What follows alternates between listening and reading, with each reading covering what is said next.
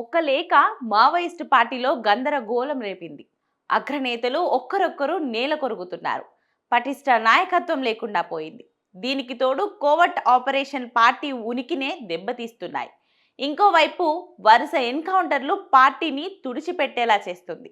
Operation ఖగార్తో Maoist నేతలను మట్టుబెడుతున్నారు. Recruitment కూడా పూర్తిగా ఆగిపోయింది.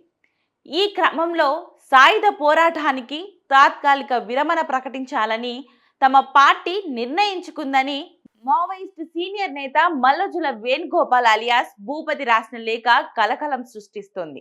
దీంతో తేరుకున్న మావోయిస్టులు డ్యామేజ్ కంట్రోల్ కోసం అది పార్టీ విధానం కాదని ప్రకటించింది. ఆయనను ఉద్యమ ద్రోహిగా ప్రకటించింది. మల్లజులపై మావోయిస్ట్ కేంద్ర కమిటీ చర్యలు తీసుకుంది.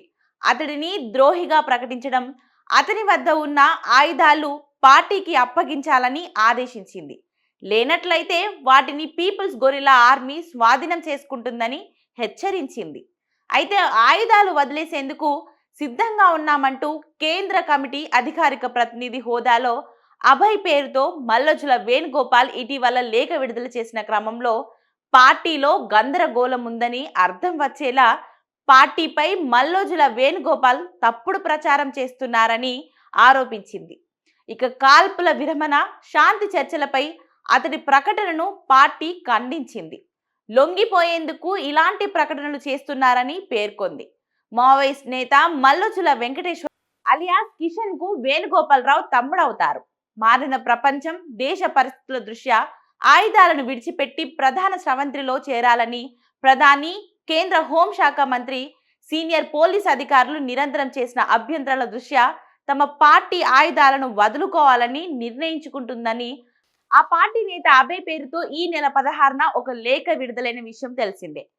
సాయుధ పోరాటానికి తాత్కాలిక విరమణ ప్రకటించాలని తమ పార్టీ నిర్ణయించుకుంటుందని అందులో పేర్కొన్నారు.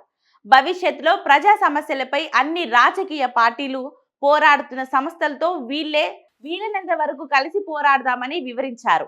ఈ అంశంపై కేంద్ర హోంశాఖ మంత్రితో లేదా ఆయన నియమించిన వ్యక్తులతో లేదా ప్రతినిధులతో చర్చలు జరిపేందుకు సిద్ధంగా ఉన్నట్లు తెలిపారు. మారిన తమ పార్టీ అభిప్రాయం గురించి పార్టీకి ఈ అంశాన్ని అంగీకరించేవారు లేదా వ్యతిరేకించేవారు చర్చలో అంగీకరించి పాల్గొనే సహచరుల నుంచే ఒక ప్రతినిధి బృందాన్ని ఏర్పాటు చేస్తున్నట్లు వివరించారు. ప్రస్తుతం తమతో అందుబాటులో ఉన్న పరిమిత క్యాడర్, కొంతమంది నాయకత్వ సహచరులు ఈ కొత్త విధానాన్ని పూర్తిగా ఏకీభవిస్తున్నట్లు తెలిపారు.